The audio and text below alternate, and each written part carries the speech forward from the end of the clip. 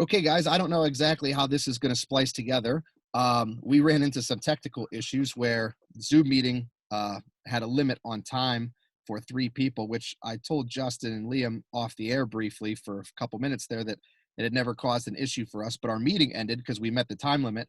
So we're going to try to get these two sound recordings spliced together into one episode, but we may have two episodes. So if you're listening to part two, that is the reason for this. So we're going to kind of pick up where we left off, Liam. Sorry for the technical difficulties there. We talked about, how faith was largely important, and you talk about all these people in school that were super influential to you and teachers. And I know the background on this, but for our listeners, can you kind of give some insights onto how you got started in your missionary work? Yeah, it was actually the very first like mission trip I ever went on was an Appalachian mission trip to Webster Springs, West Virginia, which is I'm not sure if Actually, my it's childhood best friend's from Webster Springs. really. Yeah, swear. Small Yeah, world. I don't know if it's the poorest or like the second poorest county in West Virginia, but I mean Yeah, it's it's legit. yeah, it's pretty impoverished down there, and it was like a school mission trip with a lot of guys from Central Catholic and Oakland Catholic, which is the all girls sister school right across the street. And the guy that actually like run all that was Mr. Goldcamp, who he's just been like another awesome guy, like student athlete like roots, and just completely dived into his faith, just helping others. And he really got me invested in my faith and like really kicked off like this whole new phase of my faith that I hit in my high school years with that first mission trip. And then it was actually like the first couple of days of my sophomore year, my freshman religion teacher who I mentioned who I mentioned earlier, Mr. Dan Gallagher, came up to me and my buddy in the halls one day, and he said, hey, like, how would you guys be interested in going on a mission trip to Jamaica? Like, it's a huge question, and like I was honestly kind of hesitant at first, but I mean, it was just something like I couldn't pass up, and I'm just so glad I didn't after I've gone twice, and it's just honestly just been like life changing. It's like incredible. So, at the age of 16, you started going and helping others, right? Yeah, it was freshman year, That's about 15, 16. I mean, it's incredible to know to think though, because I'm 30, and the real drive to want to help people it just started, whatever in the last 4 or 5 years. So, and I know the feeling of wanting to help people like that. So at 15, 16 years old, you had that drive. It's an incredible thing.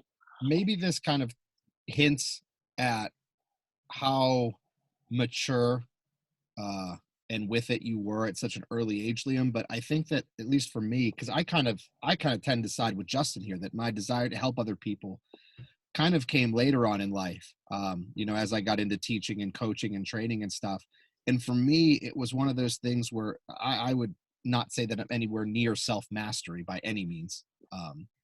But I felt like once I was able to help myself and establish myself as, whether it's, mentally, emotionally, spiritually, financially, professionally, once I was able to establish myself as like all these things and felt like I was pretty well grounded, and had my life kind of in check, then I started wanting and having this desire and almost a need to help other people. Whereas I didn't feel comfortable, or that was never even on my radar, because I needed to help myself first, in essence. And I think that the fact that you had such a great support system, you were so far beyond your years and all those different aspects, I think maybe that was part of the reason why you felt that, like, oh, I'm ready to help people now, because your life, like, not that I'm saying your life was perfect, but you almost had all your ducks in a row at 15 years old, which is, like Justin said, the only other word for it is pretty incredible, I think.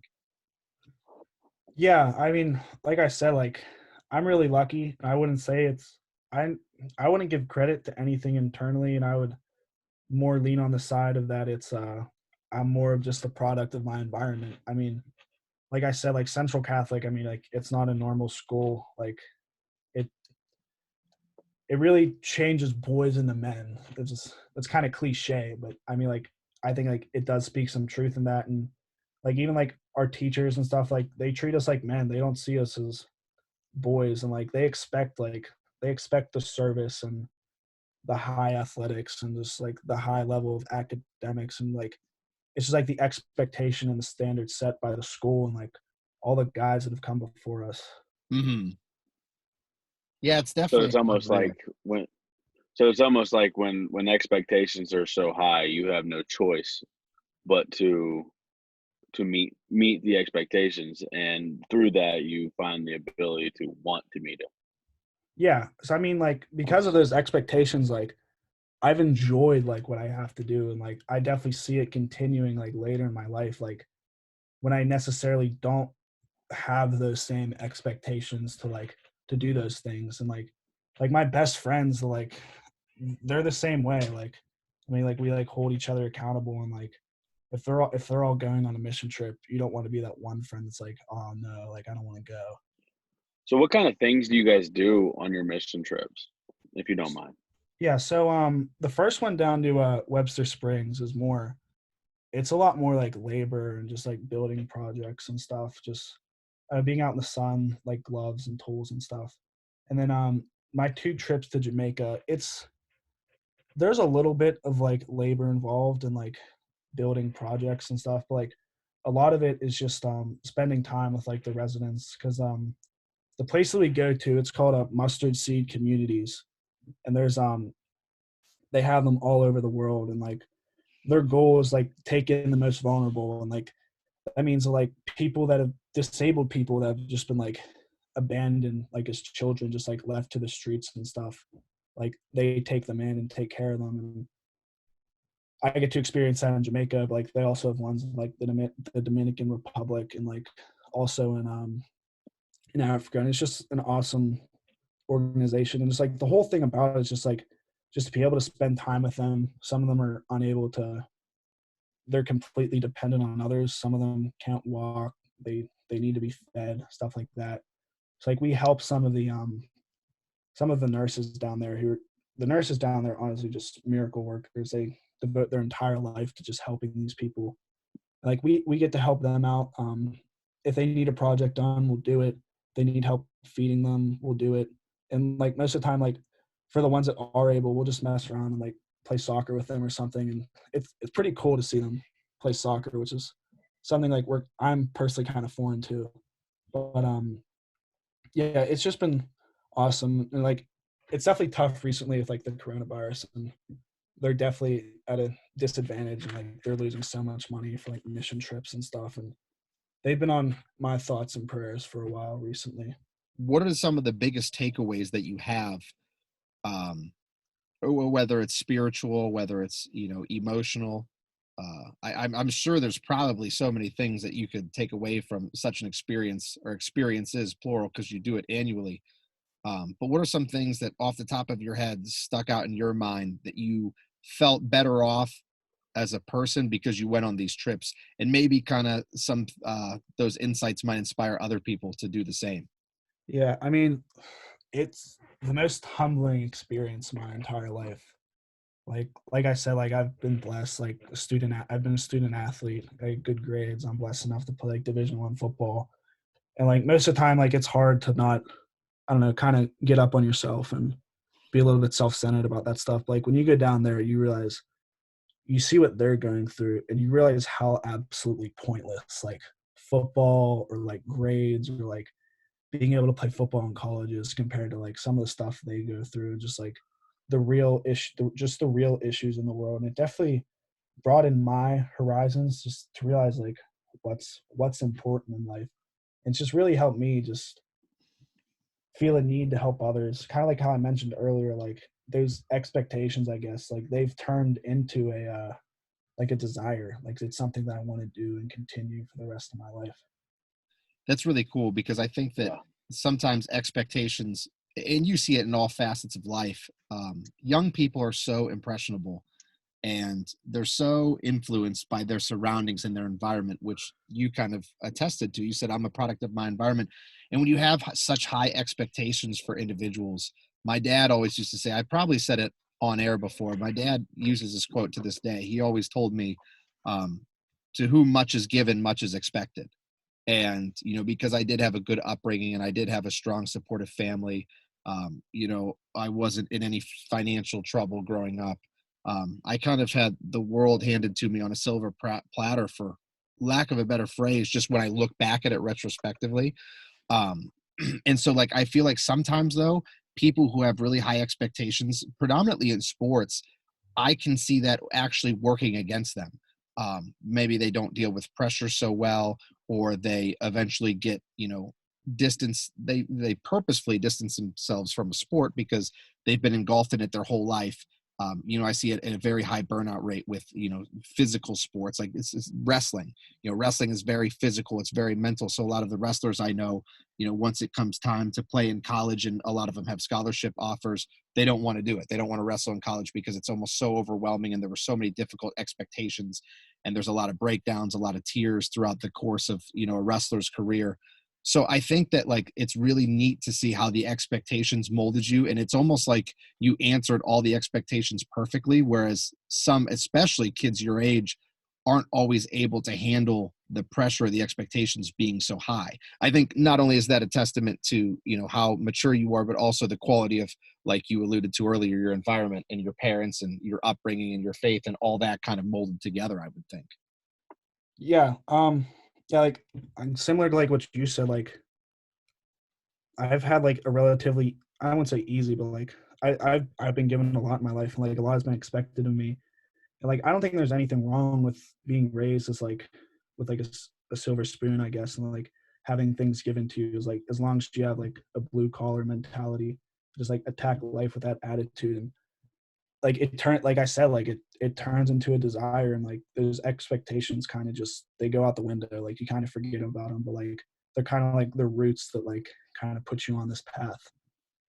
Yeah, I understand what you're saying though about how there's nothing wrong with that, because sometimes it's almost, whether it's in the media or whatever, you're almost taught to almost develop, in essence, almost like a guilt, because you did have such a quality upbringing, and people around the world are suffering, and there's much bigger problems than what Liam Kearney himself has. But at the same time, I agree with you. I don't think there's anything wrong with having a wonderful upbringing, as long as you use it to kind of guide the rest of your life, and those goals and those the values and everything that you have and are taught from a young age. If you kind of use those as you get older, then I think there's a benefit to having such an upbringing. I don't think there's any downside to that at all, unless you ignore the values and the virtues that you were taught.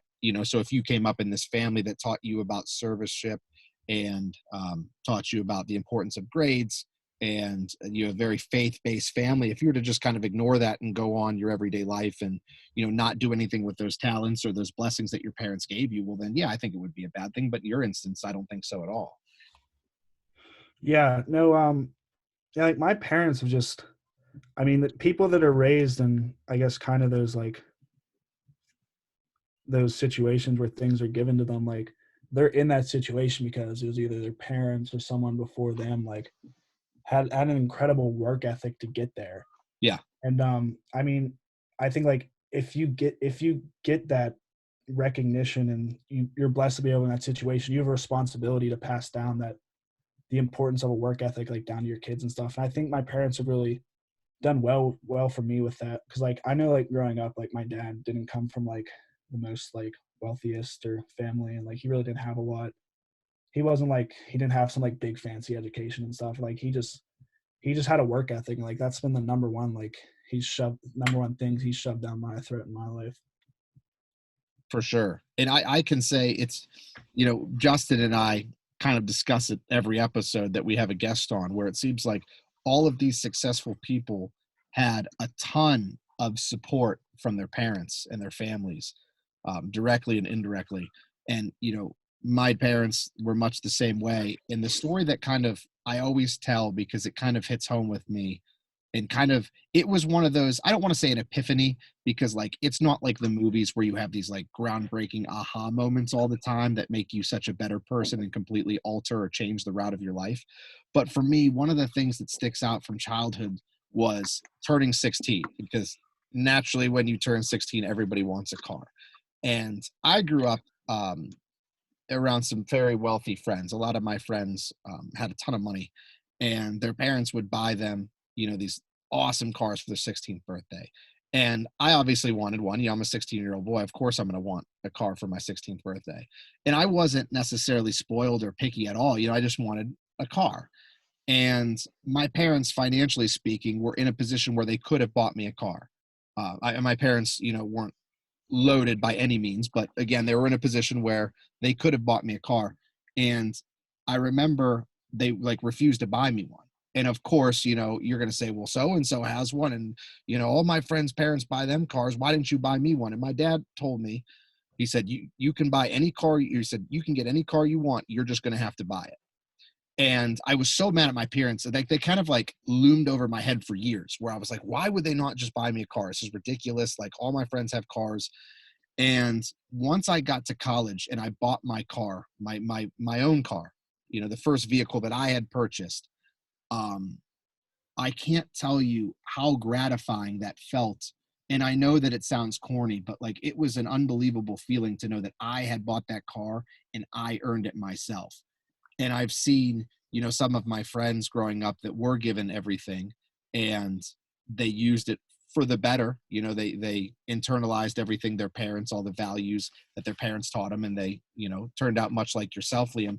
But then I've seen that go the opposite way, where some of my friends, were handed everything, and then kind of that became the expectation and their reality of, I'm going to have everything handed to me.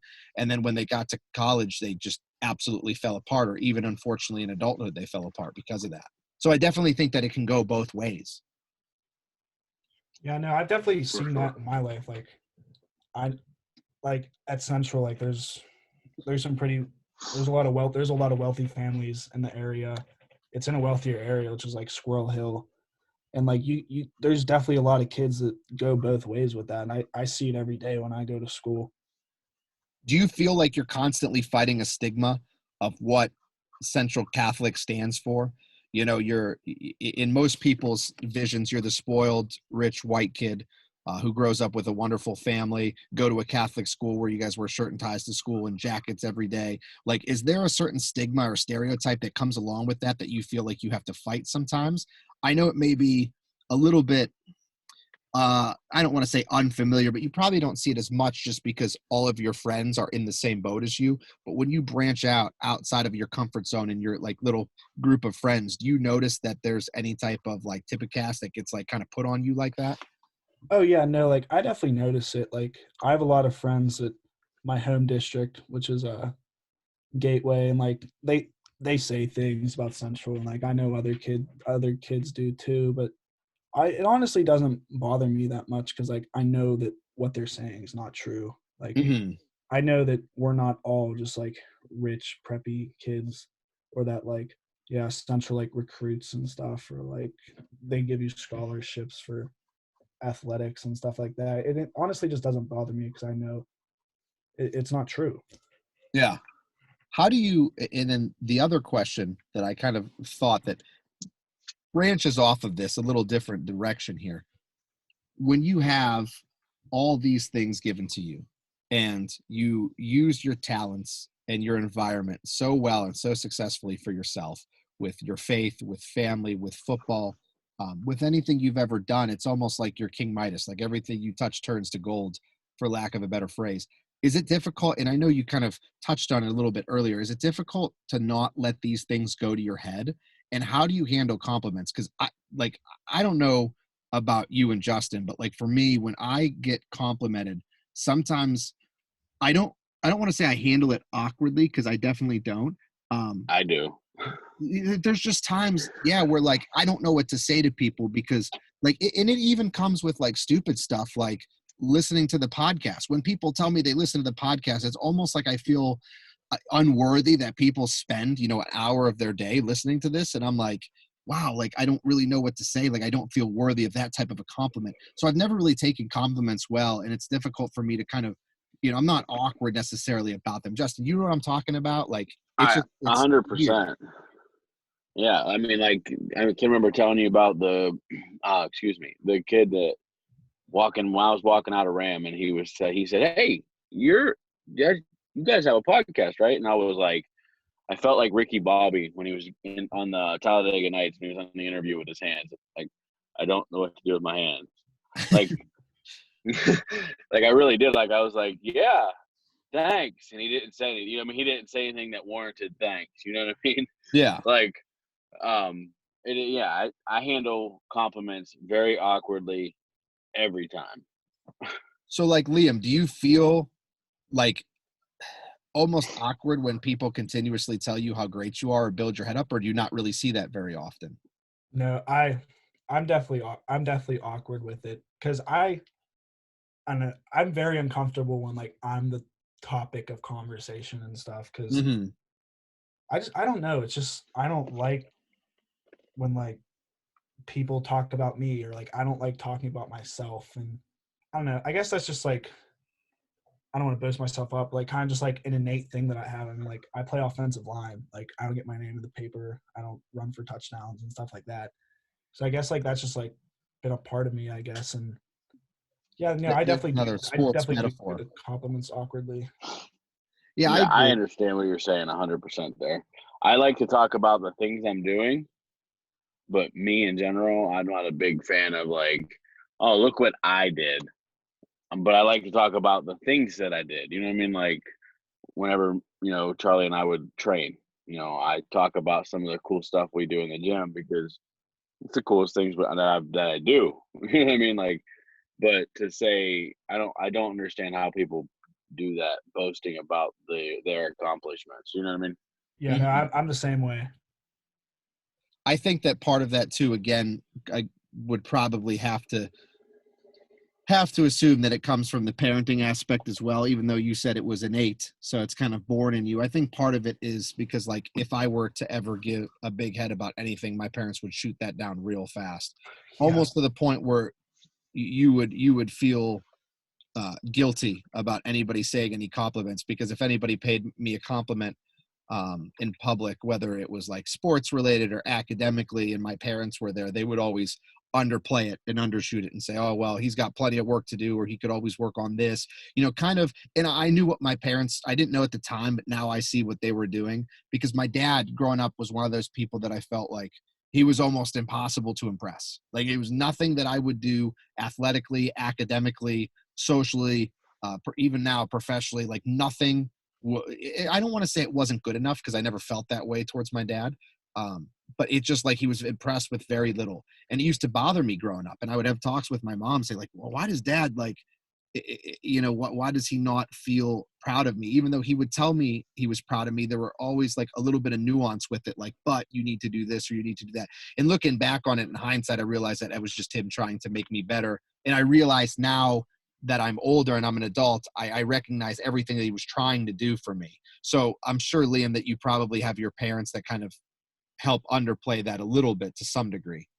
yeah, no, it's the same way here. I mean, like after every basketball game or football game, like there's always like that car ride conversation after the game, and like my dad would always just be like, he'd always open it up and just say like, I'm not going to sugarcoat anything, and just I'm going to be completely honest with you more than anyone else. Yeah, And like my coaches and teachers at Central, I mean, they're the same way. They believe in tough love and they have high expectations, and they're always trying to pinpoint like the things that you don't do well, because like you obviously know the things you do well, and they want to point out the things like you maybe not you don't focus on. And I don't know, there's just an expectation, and they want you to just keep excelling and going past your limits, not being content with where you are. for sure. Yeah, I feel I like there's think a lot to be said about good parenting and how you balance breaking a kid down and building a kid back up.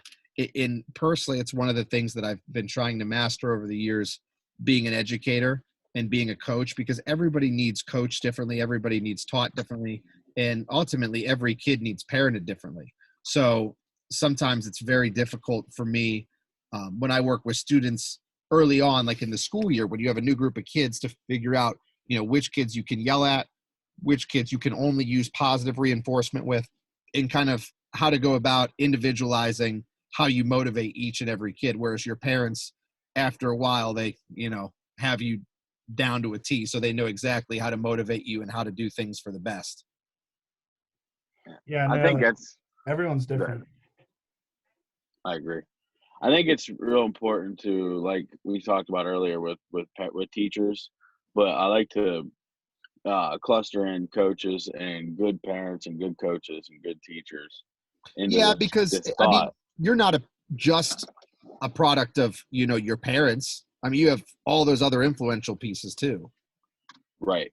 But when good parents and good coaches, good teachers, good role models for young people, especially, use that where they break you down before they give you a compliment and stuff. I feel like that's for me, anyways. It was like that was a way for me to learn to be humble, because even like would have a blowout football game and we kill the other team. You think you're getting in the car on your way home from the game and gonna be like, yeah, rah, rah, rah, good team.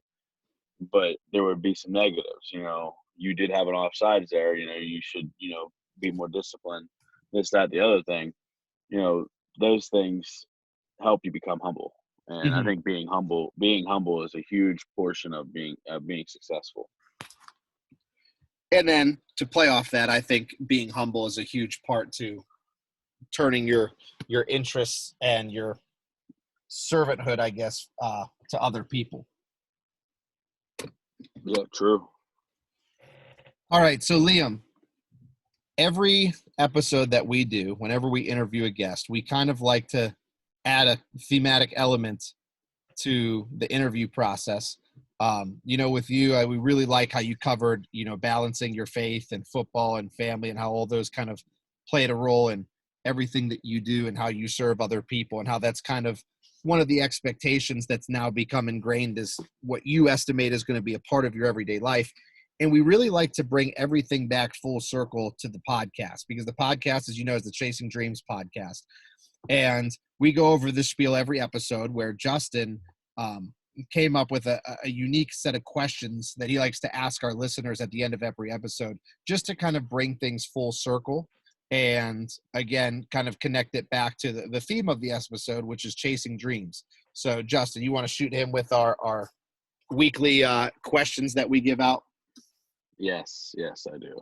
So it's like Charlie said, it's multi-part. Just do your best, and there's no expectations. So, what does the phrase "chasing dreams" mean to you? And do you feel as though you've chased your dreams this far? And how do you continue to chase your dreams and help others do the same? Chasing dreams to me means it's something that's so much bigger than just yourself and your own dreams. Like there's a lot of other people involved that help you get to where you're at. Like I've just been blessed to have people like Charlie in my life to help me chase those dreams, and he wants to see me succeed. And just being able to do that and just setting an example for others and trying to give back when I can is the best way to continue to help others do the same, and just lead by example and be around people that have similar mindsets like me. And I feel like I if love you it. do that long enough, where you lead by example and you set the standard of personal excellence with other people, then it kind of becomes contagious. Like I remember a commercial I saw one time. This is, gosh, I don't even know how long ago, where it was like a string of good deeds. Like someone held the door open for someone, and then that person walked into the building and picked up something for someone else. And it was kind of like a chain reaction. And I think that that is a microcosm of the big picture, where if we do uh, a good job of leading by example and serving other people and doing the best that we can, not only with, personal excellence, but then excellence in helping others, I think that becomes contagious and people see that and they want to do that. Like there's a lot of people out there, Liam, that if they spend enough time around Liam, they're going to want to be like Liam. I mean, I can't tell you the number of times that I've had conversations with you that I've kind of, wanted to go above and beyond what I was doing. I mean, numerous times I've asked you about the mission trips because I've always thought that that's something that I would like to get involved in myself, because I think of how cool it is and how rewarding it must be. And the big term that you used was humbling. So I think that if you go and chase your dreams, so to speak, you're going to really inspire other people to do the same, as if you haven't done that already with people. Yeah, I mean, it's so humbling, like when you realize that I know, like, so I would go back and like talk to some like my grade school football coaches, just guys that taught me how to play the game and stuff. And like I haven't seen them in years sometimes, and they would just say like, "Yeah, we're super proud of you, and like we're gonna be cheering for you and everything." And, like that's just a humbling experience. It makes you realize like my dreams are just I'm a part of something so much bigger than myself. Like my story is just not my own. If it wasn't with the other people that helped me got there.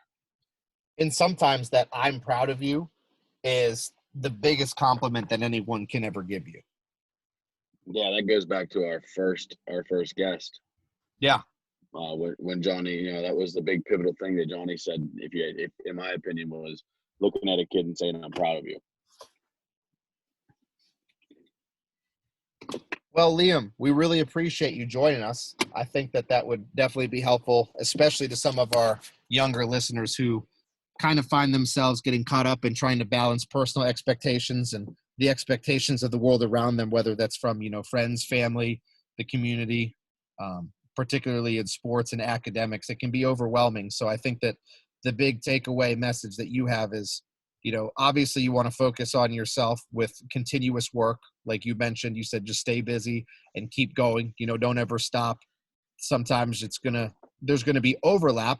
Like you mentioned, you said that there are issues with, maybe you have to slightly compromise one of your priorities in order to adhere to a different priority. But as long as you don't stop working, they're going to be good. And then ultimately, the most important thing is service of other people should be at the forefront of all your goals. And I feel like I can kind of add on to that to say, in my experience, the more good you put in the world, the more good will return to you. For sure. Yeah, I can definitely agree with that. All right, man. Well, we appreciate you joining us. Justin, another fantastic episode, if I do say so myself. Absolutely, Liam. Thanks for coming on, man. We really do appreciate it, and good luck playing football next year. I'll be rooting for you. So Appreciate it.